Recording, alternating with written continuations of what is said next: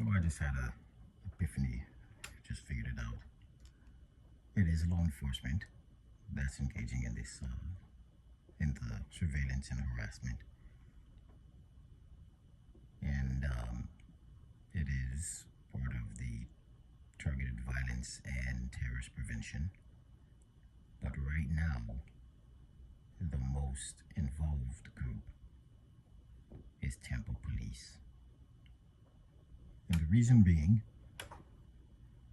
is that I've had a lot of interactions with Tampa Police coming here because I've been calling and registering all of the harassment that's been happening, documenting with them, right? And when they show up, they would do like a lot of the hand signals that the perps do, they would do it. And this entire time I've been saying that it is law enforcement and that the perps, I lost my train of thought, dang it. And of course, as soon as I said I lost my train of thought, there was a boom noise.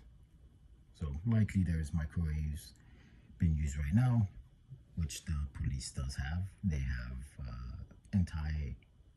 active denial systems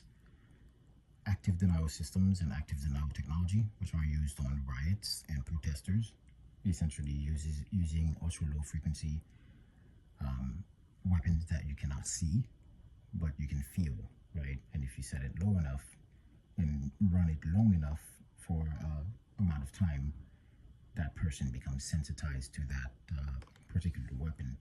And that would make sense that if they have someone who is on the targeted list, that they would do that to them to sensitize them over time to that weapon in order not just to quote unquote protect themselves, but I can see how that is used for experimentation, right? Hey, we have this new weapon, let's try it out on this person long-term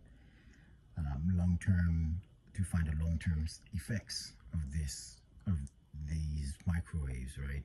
Oh, I've heard, such and such from Sacramento Sheriff's Department, he's a friend of mine, he told me this is what happened when they used it on XYZ person. I'm just coming up with scenarios now, but it is not unlikely that this would happen. And yeah, this realization that it is law enforcement, Temple PD, especially what just happened just now, the fake bird bleeped outside, and then immediately right after that there was the fake police sirens and ambulance going on the opposite end. So northeast, fake bird; southwest, fake ambulance, fake police sirens, to try to anchor that together, so that when I see the police lights, like when I go to school to pick up my child, or if I'm just driving around and I see the police lights or I hear sirens, I'm automatically affected.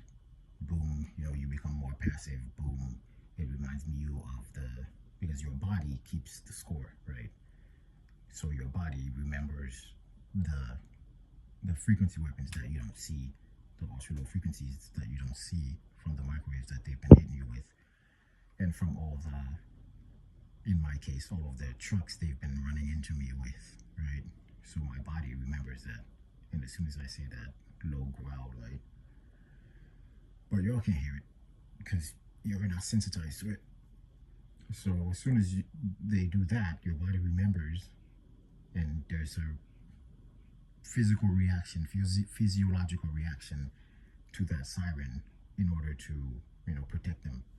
And this is why I really think there's like something big, major is about to go down, and they're targeting people who may have the training, i.e. veterans, right? Who may have the trainings, the people who may have the technical know-how, the mentality, the mental capacity to withstand certain policies, or protest certain policies. There you go. This is so they can essentially quell protesters, potential protesters, before they even protest, right? That's what this is all about. And that's why, well, I think that's what this is all about. And I find that they'll target the children, your children as well, because how you think is like your children is likely to adopt your mentality.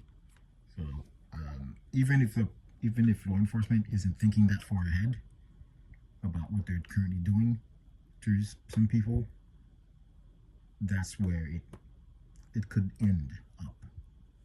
If you're looking at 2, 3 layers above or below or left and right, that's where it could end up.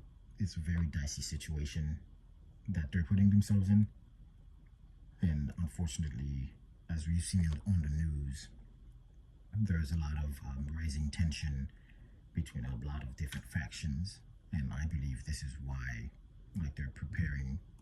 This is a risk management plan for them. They're like, okay, we have this person who has been put on our radar by person of interest. Let's put them through the process, right? So that they can be not a threat anymore, right? Let's neutralize them so they can be not a threat anymore. And unfortunately, being on the list makes you a terrorist, so you have no rights.